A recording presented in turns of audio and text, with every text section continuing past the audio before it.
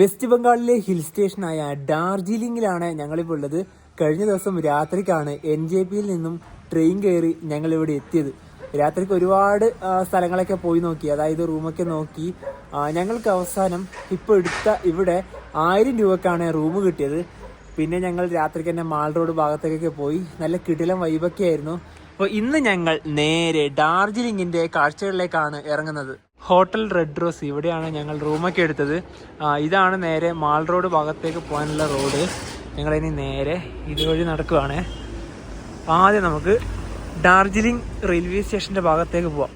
ഇവിടുന്ന് തന്നെ സിലിഗുഡി ഭാഗത്തേക്കൊക്കെ ഷെയർ ടാക്സിയൊക്കെ കിട്ടും. ഇതുപോലുള്ള സുമകളൊക്കെയാണ് കൂടുതലായിട്ടും കിട്ടുക. അങ്ങനെ നടന്ന ഏകദേശം ഡാർജിലിംഗ് റെയിൽവേ സ്റ്റേഷൻ്റെ ഭാഗത്തേക്ക് എത്താനായേ. ഇവിടേക്ക് എത്ര ടാക്സികളാണെന്ന് നോക്കിയേ. ശരിക്കും ഈ ഒരു ഡാർജിലിംഗ് നഗരമൊക്കെ ഒരു മലേൻ്റെ ഇടുക്കിലാണ് ശരിക്കും പറഞ്ഞാൽ. ഇവിടെ DHR എന്ന് എഴുതിയത് കാണുന്നില്ലേ, ഇത് ഡാർജിലിംഗ് ഹിമാലയൻ റെയിൽവേ എന്നാണ്. പിന്നെ ഇവിടുന്ന് ഒരുത്തൻ രാവിലെ തന്നെ കളിക്കുന്നത് വേണ്ട, കുറച്ച് വാമപ്പും കാര്യങ്ങളൊക്കെയാണ് ഇവിടുന്ന് ചെയ്യുന്നത്. പിന്നെ ഇവിടുത്തെ പട്ടികളുടെയൊക്കെ സൈസ് പറയുമ്പോൾ നല്ല രോമമാണ്. ഇവിടെയാണ് ഡാർജിലിംഗ് റെയിൽവേ സ്റ്റേഷൻ.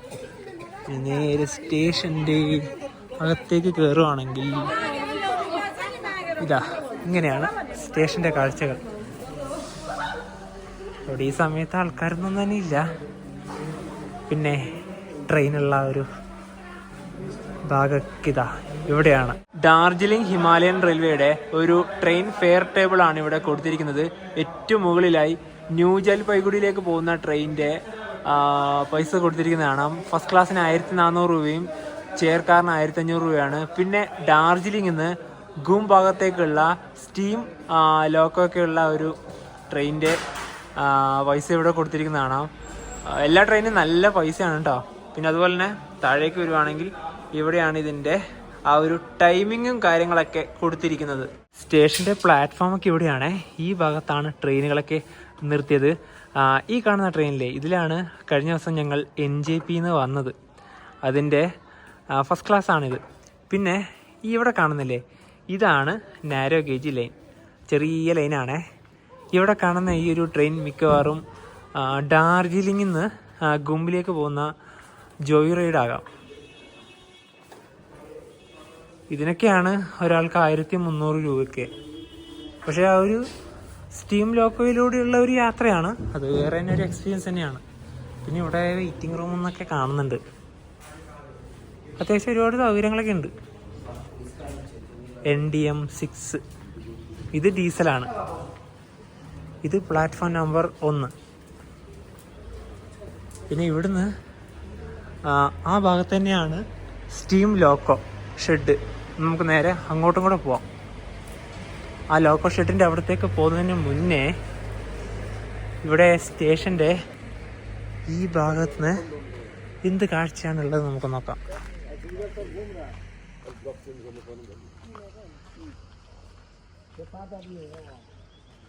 ഇവിടെ താഴെ ഭാഗത്ത് ഒരുപാട് വീടുകളും വലിയ വലിയ മലനിരകളൊക്കെ തന്നെയാണ്. ഇതൊക്കെ ഹോട്ടലുകളാണ്. പിന്നെ അങ്ങ് ദൂരത്തായി ആ മലേൻ്റെ ആ ഒരു ഇടുക്കിൽ എത്ര കെട്ടിടങ്ങളാണെന്ന് നോക്കിയേ. ഡാർജിലിങ്ങിൻ്റെ ഓരോ ഭാഗങ്ങളാണ് അതൊക്കെ.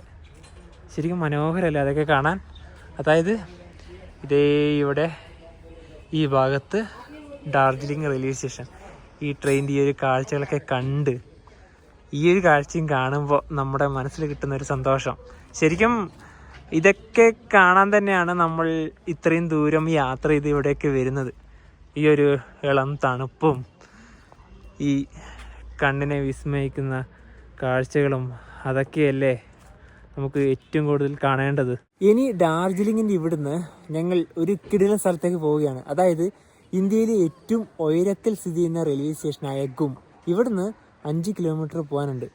നമുക്കെന്തായാലും ഷെയർ ടാക്സിക്ക് പോകാൻ നോക്കാം. കാരണം ഈ സ്റ്റേഷൻ്റെ പുറത്ത് തന്നെ ഒരുപാട് വണ്ടികൾ കിട്ടും. സ്റ്റേഷനിലേക്ക് ഞങ്ങൾ കയറി വന്നത് അതുവഴിയാണ്. അവിടെ തന്നെ ഒരു ക്ലോക്ക് ടവറൊക്കെ കാണാം. ഡാർജിലിംഗിൽ നിന്ന് NJPയിലേക്ക് രാവിലെ 9 മണിക്കാണ് ഇവിടുന്ന് ട്രെയിൻ ഉള്ളത്. അപ്പോൾ ആ സമയത്തെ ഇവിടെ ആൾക്കാരൊക്കെ വരുള്ളൂ. പിന്നെ ഗും ഭാഗത്തേക്ക് ഇവിടുന്ന് കുറച്ച് കഴിഞ്ഞ ഉടനെ തന്നെ ട്രെയിൻ സർവീസൊക്കെ ആരംഭിക്കും. ഞങ്ങൾ ഗും ഭാഗത്തേക്ക് ഈ ട്രെയിനിൽ പോകുന്നില്ല. ഒന്നാമത്തെ കാര്യം, ഞങ്ങൾ ഇന്നലെ ഇതുപോലുള്ള വഴി തന്നെയാണല്ലോ, ഈ സെയിം ഗും വഴി തന്നെയാണ് ഞങ്ങൾ ഇങ്ങോട്ട് വന്നത്. പിന്നെ മാത്രമല്ല നല്ല റേറ്റ് കൂടിയാണല്ലോ, രണ്ടാൾക്ക് പോകുമ്പോൾ തന്നെ നല്ല പൈസയായി.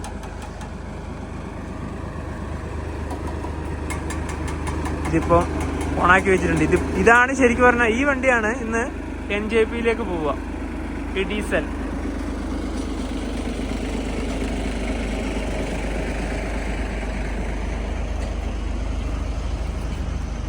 നമ്മുടെ ഫ്ലാഗൊക്കെ ഇതാ ഇവിടെയാണ്. രാവിലെ ഒരു ചായ കുടിക്കണം. ഇനി ചായ കുറച്ച് പോയിട്ട് കുടിക്കാം, ഗുംന്ന് കുടിക്കാം, അതായിരിക്കും ബെറ്റർ. ചായ കുടിച്ചാലേ ശരിയാവില്ല അല്ലേ? ചായ കുടിക്കണം എന്തായാലും. ഞങ്ങൾ ഇന്നലെ ഉണ്ടല്ലോ രാത്രി മാൾ റോഡിന്റെ ഭാഗത്തേക്ക് പോയ സമയത്ത് ചായക്കട ഉണ്ടോ നോക്കും, പക്ഷെ അവിടെ ഒന്ന് എന്താ പറയാ നേരത്തെ പിന്നെ കടകൾ അടിച്ചു, നമ്മൾ എത്താൻ വൈകി പോയി. അതാണ് ഇതാ ഇവിടെയാണ് ഡാർജിലിംഗിലെ സ്റ്റീം ലോക്കോ ഷെഡ്. 1 2 3 4 സ്റ്റീം ലോക്കോകളാണ് നിലവിൽ ഇപ്പോൾ ഇവിടെ ഉള്ളത്. അവിടെ NF എന്നൊക്കെ എഴുതിയതൊക്കെ കാണാം. ഇത് പോകുന്ന ആ ഒരു ശബ്ദം കേൾക്കാൻ നല്ല രസമാണ്. ഇതിൻ്റെ ആ ഒരു ഹോണടി, അതൊരു വിസില് പോലെയാണ് ഇതിൻ്റെ ആ ഒരു ഹോണടി. ഇനിയിപ്പോൾ ഈ റോഡിൻ്റെ ഭാഗത്തുനിന്ന് നമുക്ക് ഷെയർ വണ്ടി കയറാം. ഗുംബിലേക്ക് ഇതാ നമുക്ക് ഇവിടെ നിന്നൊരു വണ്ടി കിട്ടി. ഇതിനെന്തായാലും ചെറിയൊരു പൈസ ഉണ്ടാവുള്ളൂ, ഒരുപാട് പേരുണ്ടല്ലോ.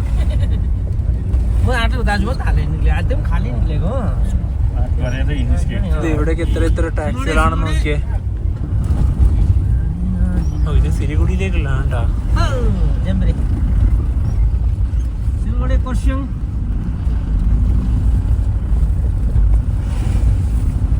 റെയിൽ ട്രാക്ക് ഇതാ ഇതുവഴിയാണ് പോകുന്നത്. രാവിലെ ആയതുകൊണ്ട് കടകളൊന്നും തന്നെ ഓപ്പൺ ആണ്.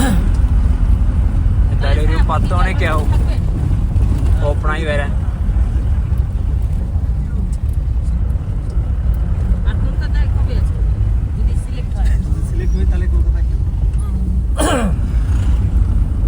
ഇന്നലെ രാത്രി ഇതുവഴി വരുമ്പം അധികം കാഴ്ചയൊന്നും കാണാൻ കഴിഞ്ഞില്ലായിരുന്നു, കാരണം രാത്രിയിലായിരുന്നല്ലോ വന്നത്.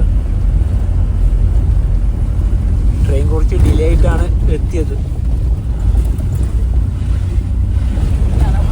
അത്യാവശ്യം കുഴപ്പമില്ലാത്ത റോഡുകളൊക്കെ തന്നെയാണ്. ഡാർജിലിംഗിൽ വന്നിട്ടുണ്ടെങ്കിൽ നേരിടുന്ന മറ്റു വലിയൊരു പ്രശ്നമാണ് ഈ വണ്ടികൾക്ക് പാർക്ക് ചെയ്യാനുള്ള സ്പേസ് ഇല്ല. ചെറിയ റോഡാണ്, മാത്രമല്ല അതിൻ്റെ അടുത്തുകൂടെ തന്നെയാണല്ലോ റെയിൽ ട്രാക്കും കൂടെ പോകുന്നത്. അപ്പം നിങ്ങൾ വണ്ടിയൊക്കെ എടുത്ത് വരികയാണെങ്കിലും ഈ ടൗൺ ഏരിയയിലൊക്കെ നോക്കുകയാണെങ്കിൽ പാർക്കിംഗ് കുറച്ച് പ്രശ്നം തന്നെയായിരിക്കും. അത് ആദ്യം ഒന്ന് മനസ്സിലാക്കിയിട്ട് വരേണ്ടി വരും. ഞങ്ങളെടുത്ത ഒരു ഹോട്ടലിൻ്റെ ഭാഗത്തുനിന്ന് ശരിക്കും പറഞ്ഞാൽ സ്പേസ് ഇല്ല എന്ന് തന്നെ പറയാം, തീരെ.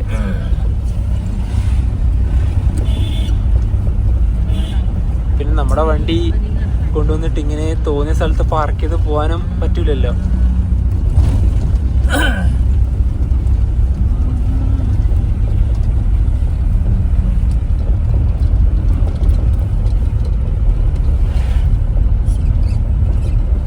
പിന്നെ ഈ ഒരു ഡാർജിലിംഗ് ഭാഗത്തുനിന്ന് സിലിഗുഡി ഭാഗത്തേക്ക് ബസ് സർവീസ് ഒക്കെ ഉണ്ട്.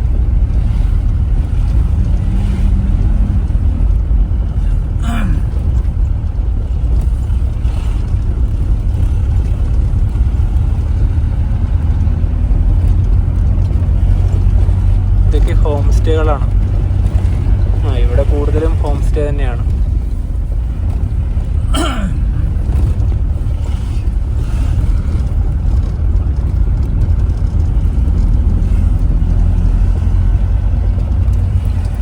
എവിടെ പോവാണെങ്കിലും വണ്ടീൻ്റെ മുന്നിൽ തന്നെ സീറ്റ് കിട്ടണം, എന്നല്ല നമുക്ക് നല്ല കാഴ്ചകളൊക്കെ പകർത്താനായി സാധിക്കൂ. ഒരാൾക്ക് 35 രൂപയാണ് ഷെയർ ടാക്സിയിൽ വന്ന ചാർജ്. അപ്പോൾ ഇവിടെയാണ് ഗും റെയിൽവേ സ്റ്റേഷൻ. ഇത് 1891 സ്ഥാപിതമായത് ഈ റെയിൽവേ സ്റ്റേഷൻ. എത്ര പഴക്കൊണ്ട് നോക്കിയേ. ഇന്ത്യയിലെ ഏറ്റവും ഉയരത്തിൽ സ്ഥിതി ചെയ്യുന്ന റെയിൽവേ സ്റ്റേഷനിലേക്ക് ഇതാ നമ്മൾ അങ്ങനെ എത്തി. ഗും. ഇനിയിപ്പോൾ ഈ ഒരു സ്റ്റേഷൻ്റെ കാഴ്ചകളിലേക്ക് നമുക്കിറങ്ങാം. എല്ലാ ഇവിടുത്തെ റെയിൽവേ സ്റ്റേഷനിലും നല്ല വൃത്തിയാണ്. പിന്നെ അവിടെ കയറാൻ പറ്റില്ല, അത് ക്ലോസ് ആണ്. അല്ലെങ്കിൽ നമുക്ക് അതിൻ്റെ അകത്തേക്ക് കയറായിരുന്നു. അവിടെ ഗും എന്നൊക്കെ പറഞ്ഞിട്ടൊരു വലിയ ബോർഡൊക്കെ കാണാം. ഇവിടെ ഈ സമയത്ത് വലിയ ആൾക്കാരൊന്നും തന്നെ ഇല്ല. ഗും റെയിൽവേ സ്റ്റേഷൻ്റെ ഇവിടെ തന്നെയുള്ള ബോർഡിൽ ഇവിടുത്തെ ആൾട്ടിറ്റ്യൂഡൊക്കെ കാണാം.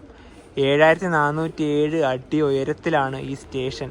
അതായത് ഇവിടെ ഒരു ബോർഡ് കൂടിയുണ്ട്. ഈ ഡാർജിലിംഗ് ഹിമാലയൻ റെയിൽവേ ഇല്ലേ, ഇത് യുനെസ്കോൻ്റെ ലോക പൈതൃക പട്ടികയിൽ ഇടം നേടിയ ഒന്നുകൂടിയാണ്. പിന്നെ പ്ലാറ്റ്ഫോം ഈ ഒരു ഭാഗത്തുമുണ്ട്, അതായത് റോഡിനോട് ചേർന്നുള്ള ഈ ഭാഗത്തും. കൂടുതൽ ട്രെയിനുകൾ വരിക അപ്പുറത്തെ സൈഡിൽ തന്നെയാണ്. ഇന്നലെ ഞങ്ങളുടെ വണ്ടി വരെ വന്നത് അപ്പുറത്ത് തന്നെയാണ്. പക്ഷേ ഇതിലൂടെയൊക്കെ ട്രെയിൻ പോകുന്നത് കാണാൻ നല്ല രസമായിരിക്കും. നമ്മൾ ന്യൂജൽപഗഡി ഭാഗത്ത് നിന്ന് ട്രെയിൻ കയറുന്ന സമയത്ത് ആ ഒരു സ്റ്റേഷനൊക്കെ സമുദ്രനിരപ്പിൽ നിന്ന് 113 മീറ്റർ ഉയരത്തിലാണ് സ്ഥിതി ചെയ്യുന്നത്. മുകളിലേക്ക് കയറി വരുന്ന സമയത്ത് ഇപ്പം, അതായത് ഇന്ത്യയിലെത്തി ഏറ്റവും ഉയരം കൂടിയ ഗൂം എന്ന് പറഞ്ഞ റെയിൽവേ സ്റ്റേഷൻ 2258 മീറ്റർ ഉയരത്തിലാണ് സ്ഥിതി ചെയ്യുന്നത്. അതുപോലെ തന്നെ ഈ ഒരു ഡാർജിലിംഗ് ഹിമാലയൻ റെയിൽവേയിലെ കുത്തനെയുള്ള കയറ്റൊക്കെ കയറി വരുന്നതാണല്ലോ. അപ്പോൾ ആ ഒരു കയറ്റം എളുപ്പത്തിൽ കയറാൻ വേണ്ടിയിട്ട് റെയിൽവേ ഉണ്ടാക്കിയ ഒരു സാങ്കേതിക വിദ്യയാണ് ലൂപ്പ് എന്ന് പറയുന്നത്. നമ്മൾ വരുന്ന യാത്രയിൽ തന്നെ ഒരുപാട് ലൂപ്പുകൾ കണ്ടു. അതുപോലെ തന്നെ സിക്സാഗുകൾ ഉണ്ട്. അതായത് ട്രെയിൻ യാത്ര ചെയ്യുന്ന സമയത്ത് വേറൊരു ട്രാക്കിലേക്ക് കയറി വീണ്ടും പുറകോട്ട് വന്നിട്ട് വീണ്ടും നമ്മൾ മുന്നോട്ട് പോകുന്ന ഒരു സിസ്റ്റം. അത് കഴിഞ്ഞ വീഡിയോയിൽ ഡീറ്റെയിൽ ആയിട്ട് എന്താ പറയുക, ഒരു 5-6 സിക്സാഗ് വഴിയൊക്കെയാണ് ഞങ്ങൾ വന്നിട്ടുണ്ടായത്. അപ്പം നമുക്കിനി അതായത് ഈ റൂട്ടിൽ മെയിൻ ഇമ്പോർട്ടൻ്റ് ആയ ഒരു ലൂപ്പാണ് ബറ്റാസിയ എന്ന് പറഞ്ഞത്. ഇതിൻ്റെ അടുത്ത് തന്നെയാണ്, ഒരു 800 മീറ്റർ മാത്രമേ അങ്ങോട്ടേക്ക് നമുക്ക് പോകാനുള്ളൂ. ഗും മ്യൂസിയത്തിൻ്റെ സമയമൊക്കെ ഇങ്ങനെയാണ്. രാവിലെ 10 മണി മുതൽ വൈകുന്നേരം 4 മണി വരെയാണ്. ഒരാൾക്ക് എൻട്രി 50 രൂപയാണ്. ഇതേ ട്രെയിൻ വരികയാണ്.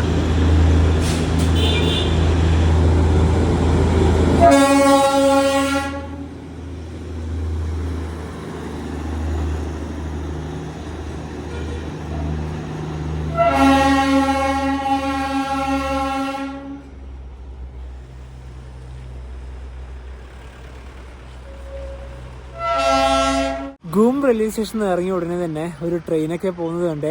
ഇനി ഞങ്ങൾ നേരെ പോകുന്നത് ബറ്റാസിയ ലൂപ്പ് കാണാനാണ്. ഇവിടുന്ന് ഒരു 800 മീറ്റർ ദൂരമുണ്ട്. ഞങ്ങൾ ആ ലൂപ്പിൻ്റെ കാര്യം പറഞ്ഞില്ലേ, ആ ലൂപ്പ് നേരെ ഇവിടുന്ന് ഇങ്ങനെ പോയിട്ട് ഇവിടുന്നാണ് പിന്നെ അത് അങ്ങനെ പോകുന്നത്. നമുക്കിനി ഇതുവഴി നടക്കാം. കാരണം അതും കൂടെ ഈ ഒരു ഭാഗത്ത് വന്നാൽ കാണേണ്ട ഒരു കാഴ്ച തന്നെയാണ്. ബുദ്ധിസ്റ്റ് മൊണാസ്ട്രി ഒക്കെ ഉള്ളത്. ഇത് വളരെ അടുത്ത് തന്നെയാണ്. റോഡിൽ നിന്ന് നോക്കിയാൽ തന്നെ നമുക്ക് മൊണാസ്ട്രീൻ്റെ ഭാഗങ്ങളൊക്കെ കാണാം.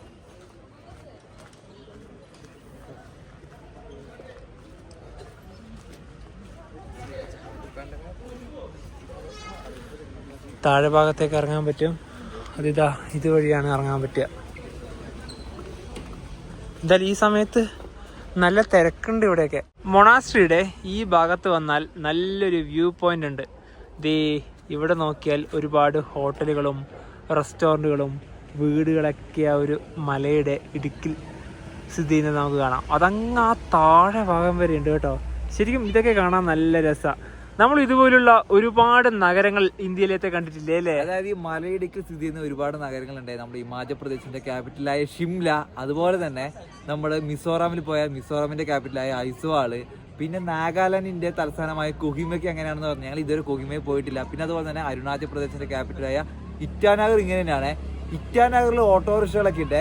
ഈ പറഞ്ഞ ഷിംലയിൽ പോയി കഴിഞ്ഞാലും ഐസ്വാളിൽ പോയി കഴിഞ്ഞാലും നഗരത്തിൽ ഓട്ടോറിക്ഷകളൊന്നും തന്നെ ഇല്ല. അത് ഈ ഡാർജിലിംഗിലും ഇല്ല. അപ്പോൾ ഈ പറഞ്ഞ ഷെയർ ടാക്സിയോ ടാറ്റ സുമോ പോലത്തെ വണ്ടികളിലും ഈ ഒരു നഗരത്തിന്റെ പ്രധാനപ്പെട്ട ഒരു പ്രത്യേകത എന്താണെന്ന് വെച്ചാൽ, ഇപ്പോൾ പ്രത്യേകിച്ച് ഞങ്ങൾക്ക് മനസ്സിലാക്കിയത് ഐസ്വാൾ പോയ സമയത്താണ്, നടക്കാൻ നല്ല ബുദ്ധിമുട്ടാണ്. കാരണം എന്ന് വെച്ചാൽ കയറ്റാണല്ലോ, സ്റ്റെപ്പുകളൊക്കെ കയറി പോകേണ്ട ഒരു അവസ്ഥ വരും. അപ്പോൾ എന്ന് വെച്ചാൽ നല്ല രീതിയിൽ കിതക്കും നമ്മൾ. ഞാൻ നേരത്തെ വരുമ്പോൾ തന്നെ പറഞ്ഞില്ലേ, ഇവിടെ റൂം എടുത്താൽ നമുക്ക് പാർക്കിംഗ് ആണ് വലിയ പ്രശ്നം. വണ്ടികളൊക്കെ കൊണ്ടുവന്നാൽ ഇതുപോലെയൊക്കെ തന്നെയാണ് പാർക്കൊക്കെ ചെയ്യേണ്ടത്. ഇവിടുത്തെ റോഡുകൾ ശ്രദ്ധിച്ചോ, നല്ല ഗ്രിപ്പാണ്. അതായത് ഈ സ്ലിപ്പാവാതൊക്കെ വേണ്ടിയിട്ടാണ്. അതായത് മഴക്കാലത്തൊക്കെ റോഡിൽ ഇതുപോലെ ചെറിയ ചെറിയ കല്ലുകളൊക്കെ ഉണ്ട്. എല്ലാ ഭാഗത്തും ഉണ്ട്. അത് അങ്ങ് NJP മുതൽ തന്നെ ഉണ്ട് കേട്ടോ. അത് ശരിക്കും ഒരു നല്ല കാര്യം തന്നെയാണ്. ഡാർജിലിംഗ് ഹിമാലയൻ റെയിൽവേയുടെ പ്രധാനപ്പെട്ട വളവായ ബട്ടാസ്യ ലൂപ്പ് കാണാൻ ഇതാ ഞങ്ങൾ പോവുകയാണ്. ഇവിടെ എൻട്രി ഉണ്ട് കേട്ടോ, ടിക്കറ്റ് എടുക്കണം. ബട്ടാസ്യ ലൂപ്പിൽ എത്തിയത് നല്ല സമയത്ത് തന്നെയാണ്. ഇതാ ട്രെയിൻ കടന്നു വരികയാണ്.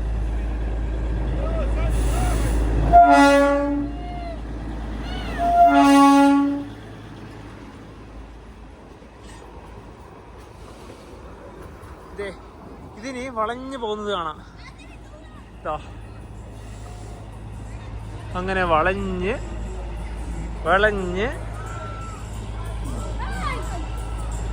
അതുവഴിയൊക്കെ വളയാണ്. നമ്മുടെ ഫ്ലാഗൊക്കെ ഇവിടെയാണുള്ളത്.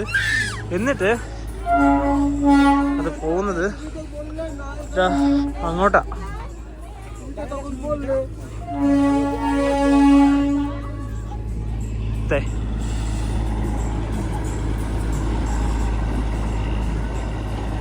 ഇനിയും ഇവിടുന്ന് വളയും. അതാണ് വലിയൊരു വളവായത്. അതങ്ങ് പോയി. അതായത് ഇങ്ങനെ ഇവിടുന്ന് വന്ന് ഇങ്ങനെ വളഞ്ഞ് ഇങ്ങനെ ഇതിലൂടെ എത്തി നേരെ വീണ്ടും വളഞ്ഞിട്ടാണ് അങ്ങ് അതിലൂടെ പോകുന്നത്. അത് നമുക്ക് പോകുന്ന കാണാം കേട്ടാ. അടിപൊളി സംഭവം തന്നെയാ.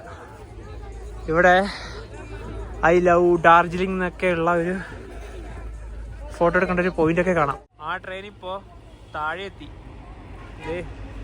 അതിലൂടെ പോകുന്നതാണ്. ആ കയറ്റം ശരിക്കും പറഞ്ഞാൽ കുറഞ്ഞു കിട്ടാൻ തന്നെയാണിത്. ഈ ലൂപ്പ് സ്ഥിതി ചെയ്യുന്ന ഭാഗം ഒരു ഇക്കോ ഗാർഡൻ ആണ്. കൂടാതെ തന്നെ ഇതൊരു വാർ മെമ്മോറിയൽ കൂടിയാണ്. ഒരാൾക്ക് ടിക്കറ്റ് ചാർജ് ആയത് 50 രൂപയാണ്. ഇനി ഈ ലൂപ്പ് നമ്മൾക്ക് മുഴുവനായിട്ടും കാണാം. ഇങ്ങനെയാണ് വളഞ്ഞു പോകുന്നത്. പിന്നെ ഇവിടെ തന്നെ കുറച്ച് ഡ്രസ്സും കാര്യങ്ങളൊക്കെ നമുക്ക് വാങ്ങിക്കാനൊക്കെ പറ്റും. പിന്നെ വാർ മെമ്മോറിയലിൻ്റെ കാര്യം പറഞ്ഞില്ലേ, അതിതാ ഈ ഭാഗത്താണ്. നമ്മുടെ ഫ്ലാഗ് ഇവിടെയാണ്. ഇനി ട്രാക്ക് വഴി ഇതാ ഇങ്ങനെ നടക്കാം. ഇനി ഈ സമയത്ത് ഇപ്പോൾ അടുത്ത ട്രെയിൻ ഇപ്പോഴേ ഇല്ല. നമ്മൾ ആ വന്ന സമയത്തായിരുന്നു ഒരു ട്രെയിൻ വന്നത്. ശരിക്കും ഞങ്ങൾക്കൊരു ഭാഗ്യമുണ്ട് എന്ന് തന്നെ പറയാം. തണുപ്പത്ത് ഇടാൻ പറ്റിയ ജാക്കറ്റുകളൊക്കെ തന്നെയാണ് ഇവിടെ കൂടുതലായിട്ടും.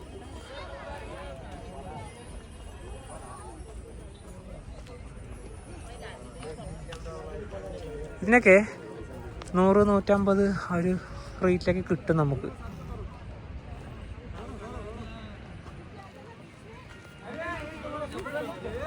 ശരിക്കും ഇവിടെ വരേണ്ടത് രാവിലെ തന്നെയാണ്. എന്നാലാണ് ഇത്രയും നല്ല കാഴ്ചകളൊക്കെ കാണാൻ പറ്റുക.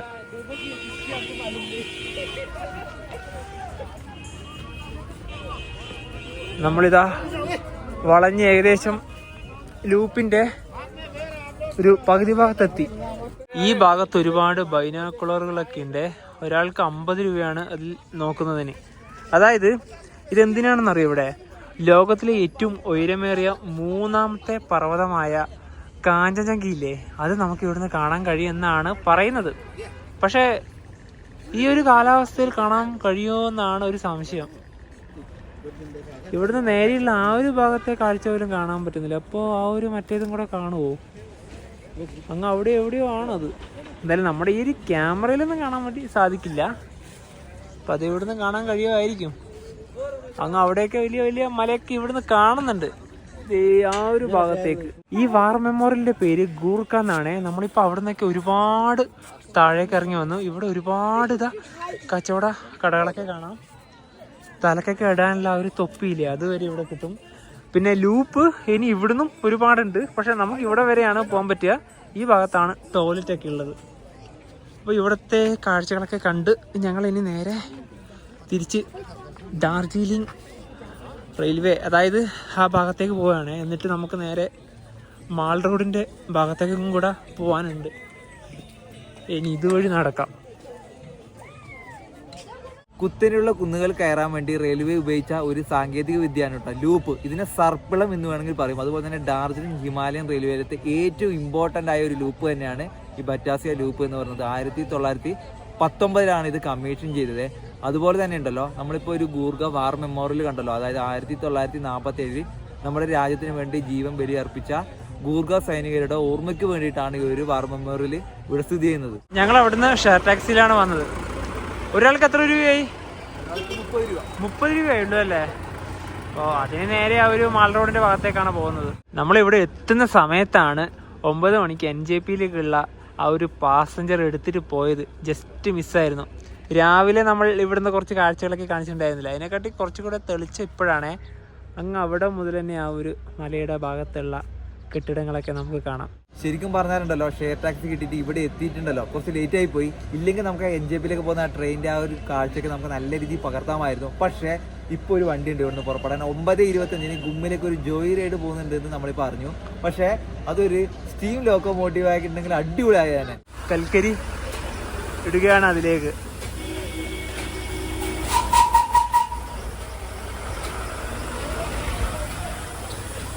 അത്രയും ചൂടാണ് ഇതിന്റെ ഭാഗത്തൊക്കെയാണ് അതിന്റെ ആ ഒരു ഇതിങ്ങനെ കണ്ട എടുത്തു. അയ്യോ നല്ല സമയം. ഇതിന് നേരെ അങ്ങോട്ട് കൊണ്ടുപോകും. ഇവിടെ മറ്റ് ലോക്കോമോട്ടീവുകളും കൂടെ കാണാം.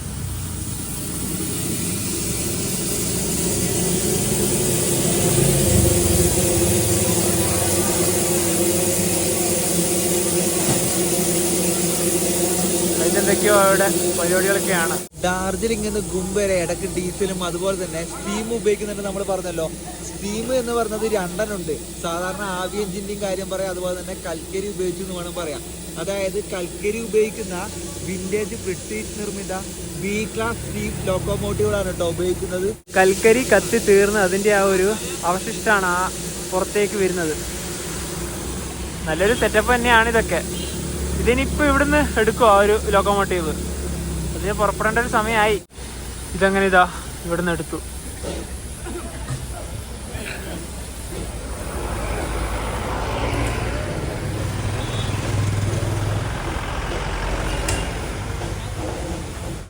ലോക്കോമോട്ടീവ് വരികയാണ്.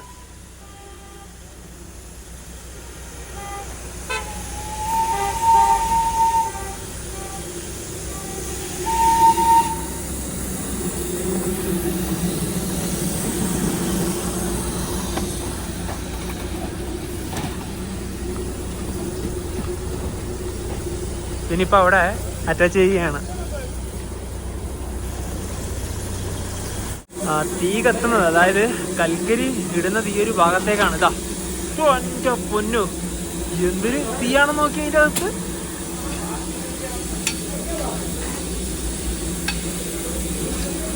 ഇങ്ങനെ ഓരോ സമയത്തും ഇതിൻ്റെ അകത്തേക്ക് കൽക്കരി ഇട്ടുകൊണ്ട് നിൽക്കും.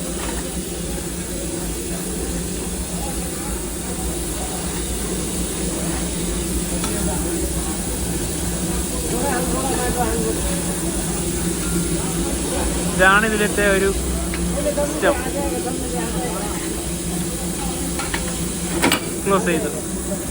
അതുപോലെ തന്നെ ഇവിടെ ഒരു ലോക്കോമോട്ടീവ് കപ്പിൾ ചെയ്തു ഓൾറെഡി.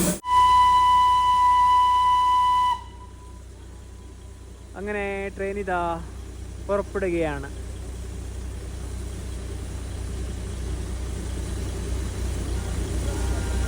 ഈ ട്രെയിനിൽ ഒരാൾക്ക് 1300 ആ ഒരു റേറ്റാണ്. നേരത്തെ ഞാൻ പറഞ്ഞല്ലോ, ജോയ് റൈഡ്.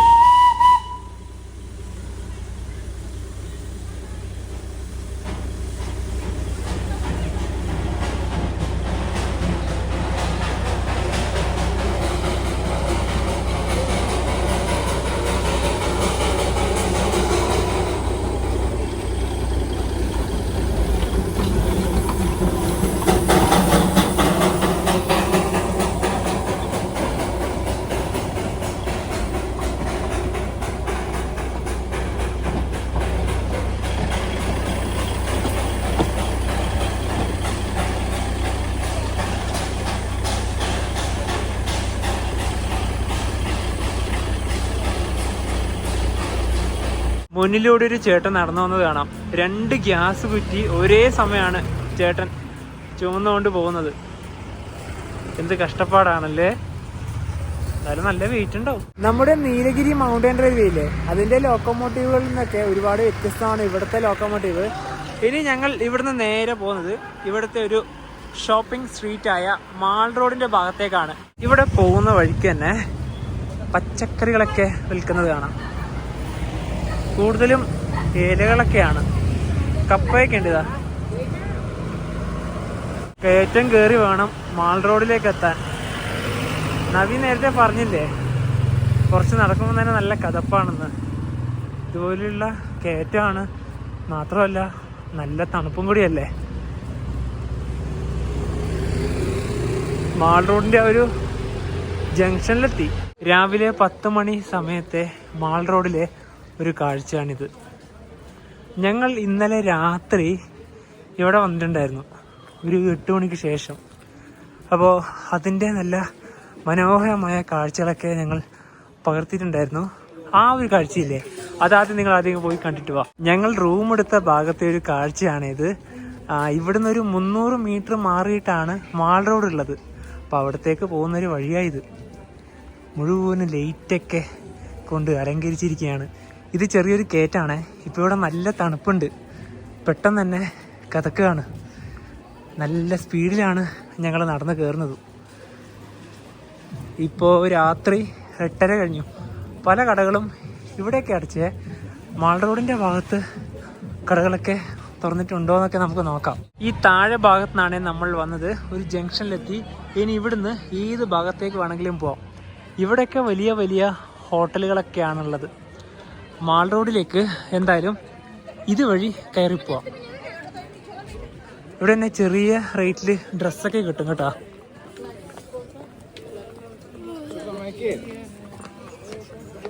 പിന്നെ പോകുന്ന വഴിക്ക് തന്നെ നമുക്ക് വന്നിരിക്കാൻ പറ്റിയ ബെഞ്ചുകളൊക്കെ ഉണ്ട്. ഈ ഭാഗത്തൊക്കെ നല്ല വൃത്തിയാണ്, അതാണ് എടുത്തു പറയേണ്ടത്. ശരിക്കും ഞങ്ങൾ കുറച്ചും കൂടെ നേരത്തെ ആയിരുന്നു വരേണ്ടിയിരുന്നത്. ഞങ്ങൾ ഡാർജിലിങ്ങിലേക്കുള്ള ട്രെയിനിൽ വന്ന് അപ്പം തന്നെ റൂം എടുത്ത് പെട്ടെന്ന് ഇങ്ങോട്ട് ഇറങ്ങി. എന്നിട്ടാണ് ഈ സമയത്ത് ഇവിടെ എത്തിയത്. മാൾ റോഡിലേക്ക് കയറി വരുന്ന ഇവിടെ തന്നെ DHR, അതായത് ഡാർജിലിംഗ് ഹിമാലയൻ റെയിൽവേയുടെ കുറച്ച് കോച്ചുകളൊക്കെ ആയിട്ട് ഇവിടെ കുറച്ച് പെയിൻറ്റിങ്ങളൊക്കെ കൊടുത്തിരിക്കുന്നത് കാണാം. ഇവിടെ മുതലാണ് ഇനിയിപ്പോൾ മാൾ റോഡിൻ്റെ കാഴ്ചകളിലേക്ക് ഞങ്ങൾ ഇറങ്ങുന്നത്. ഓരോ ഡ്രസ്സിൻ്റെ ആ ഒരു പൈസയൊക്കെ ഇവിടെ എഴുതിയിരിക്കുന്നത് കാണാം. ഒരുപാട് കടകളുണ്ട്. ഏത് വഴി വേണമെങ്കിൽ നമുക്ക് നടന്നിട്ട് പോവാം. പിന്നെ ഇവിടെ തന്നെ റെസ്റ്റോറൻറ്റുകളും ഉണ്ട്. North India, Chinese combo, south India, അങ്ങനെ ഒരുപാട് സംഭവങ്ങളൊക്കെ ഉണ്ടല്ലോ. ശരിക്കും ഇത്ര സമയമായതുകൊണ്ടാണ് ആൾക്കാർ പിന്നെയും കുറവ്. ഒരു വൈകുന്നേരം 6 മണി 7 മണി സമയത്താകാം നല്ല തിരക്ക് എന്തായാലും ഉണ്ടാവുക. കാരണം ഇവിടെ വൈകുന്നേരം 4:30 കഴിയുമ്പോൾ തന്നെ ഇരുട്ടാവുമല്ലോ. 1888 സ്ഥാപിതമായതാണ്. കണ്ടോ? അപ്പോൾ എല്ലാവരും ഇതിൻ്റെ മുന്നിൽ നിന്നാണ് ഫോട്ടോ എടുക്കുന്നത്. ഇവിടെ കാണുന്ന ഹോപ്പ് ഗ്ലെനറീസ് ഇല്ലേ, ഇത് സ്ഥാപിതമായ വർഷമൊക്കെ ഓൾറെഡി പറഞ്ഞല്ലോ. ഇതൊരു കഫേയും അതുപോലെ തന്നെ ബേക്കറിയൊക്കെയാണ്. ഇത് ബ്രിട്ടീഷ് ഭരണകാലത്താണ് ഇവിടെ സ്ഥാപിതമായത്. ഒരുപാട് വർഷത്തിന്റെ പഴക്കമുണ്ടല്ലോ, അതുകൊണ്ട് ഒരുപാട് പേരാണ് ഇവിടുന്ന് ഇപ്പോൾ ഫോട്ടോയും വീഡിയോ ഒക്കെ എടുക്കുന്നത്. ഇന്നലെ രാത്രിക്ക് വന്നിട്ട് ഇവിടുത്തെ കാഴ്ചകളൊക്കെ പകർത്തിയത് എന്തായാലും ഉപകാരമായി. കാരണം ഇന്ന് രാവിലെ 10 മണിയായിട്ട് പോലും ഇവിടുത്തെ കടകളൊന്നും തന്നെ തുറന്നിട്ടില്ല. പക്ഷെ പലതും ഇപ്പോഴും തുറന്നു വരികയാണ്. ഞങ്ങളിവിടെ ഒരു റെസ്റ്റോറൻറ്റിൽ കയറിയേ. ആദ്യം തന്നെ ഒരു ചായയാണ് പറഞ്ഞത്. നല്ല ചൂട് ചായ, അത് തണുപ്പത്തും. ഞങ്ങൾ ഓരോ കാര്യങ്ങളാണ് ഇവിടുന്ന് ഓർഡർ ചെയ്തത്. അതായത് ഒരു ആലു പറാത്ത ഓർഡർ ചെയ്തിട്ടുണ്ട്, ഓംലേറ്റ് ഓർഡർ ചെയ്തിട്ടുണ്ട്, അതുപോലെ തന്നെ ഒരു ബ്രെഡ് ഓംലേറ്റ് ഓർഡർ ചെയ്തിട്ടുണ്ട്. ഞങ്ങൾ ഇവിടുന്ന് ഇത്രയും കാര്യങ്ങളാണ് ഓർഡർ ചെയ്തത്. 2 ആലു പറാത്തയുണ്ട്, അതിൻ്റെ കൂടെ തന്നെ ചട്നി ഉണ്ട്. ഇത് പ്ലെയിൻ ഓംലേറ്റ് ആണ്. പിന്നെ ഇത് ബ്രെഡ് ഓംലേറ്റ്, പിന്നെ ഇത് 2 ചായയും. ഭക്ഷണമൊക്കെ കഴിച്ച് ഇനി നേരെ റൂമിൻ്റെ ഭാഗത്തേക്ക് പോവുകയാണ്. 10 മണി ആയ സമയത്ത് തന്നെ ഇതാ നല്ല തിരക്കായി ഇനിയിപ്പോൾ ഇവിടെയൊക്കെ.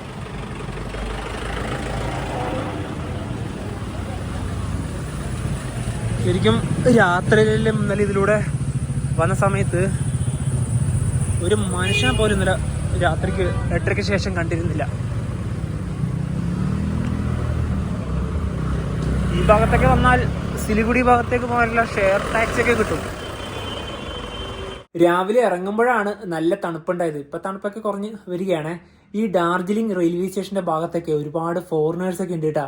പണ്ട് അതായത് ഈ ബ്രിട്ടീഷുകാരുടെ ഈ ഈസ്റ്റ് ഇന്ത്യ കമ്പനിയൊക്കെ ഇല്ലേ, അതൊക്കെ ഉണ്ടായിരുന്ന സമയത്ത് അവരുടെ കുടുംബങ്ങളൊക്കെ വന്ന് താമസിച്ചിരുന്ന ഒരു പ്രധാനപ്പെട്ട ഒരു സ്ഥലമാണ് ഈ ഒരു ഡാർജിലിംഗ്. അതുകൊണ്ട് തന്നെ ഒരുപാട് തേയില തോട്ടങ്ങളൊക്കെ ഉണ്ട് ഈ പറഞ്ഞ ഒരു നഗരത്തിലുണ്ട്. ഈ ഒരു നമ്മൾ രാത്രി മാൾ റോഡ് പോയ സമയത്ത് 1880 സമയത്തുള്ള ഒരു ബാറും, അതായത് ഈ ഒരു കഫേ പോലത്തെ സംഭവങ്ങളൊക്കെ കണ്ടില്ലേ, അതായത് ആ ഒരു സമയത്താണ് എല്ലാം. അതുകൊണ്ട് തന്നെയാണ് ഈ നഗരത്തിന് ആ ഒരു ബ്രിട്ടീഷ് ആ ഒരു റിലേറ്റഡ് ആയിട്ട് ഭയങ്കര ഒരു കണക്ഷൻ ഉണ്ട്. പിന്നെ അതുപോലെ തന്നെ തേയിലത്തോട്ടത്തിനെ പോലെ തന്നെ ഇവിടെ തന്നെ മെയിൻ ആയിട്ട് ഒരു അട്രാക്ഷൻ ഉണ്ട്, ടൈഗർ ഹില്ല് എന്ന് പറയും. അതായത് ഒരു വ്യൂ പോയിന്റ് ആണ്, നമുക്ക് സൂര്യോദയൊക്കെ കാണാൻ വേണ്ടി പോകാൻ പറ്റിയ നല്ലൊരു സ്ഥലം കൂടിയാണ്. അപ്പൊ ഞങ്ങൾ ഇത്തവണ ഏതായാലും ആ ഒരു ഭാഗത്തേക്കൊന്നും പോകുന്നില്ല. ഇനിയിപ്പോ ഞങ്ങൾ ഇവിടെ നേരെ ഷെയർ ടാക്സി കയറി നേരെ NJPയിൽ പോകും. അവിടുന്ന് ട്രെയിൻ കയറി നേരെ കൊൽക്കത്ത. അതാണ് ഞങ്ങളുടെ അടുത്ത പ്ലാൻ. അപ്പോൾ ഈ ഒരു ഡാർജിലിംഗിന്റെ കാഴ്ചകൾ എല്ലാവർക്കും ഇഷ്ടപ്പെടുന്നതായിരിക്കുന്നു. അപ്പൊ നമുക്ക് മറ്റേ മറ്റേ സ്ഥലം ബൈ ബൈ.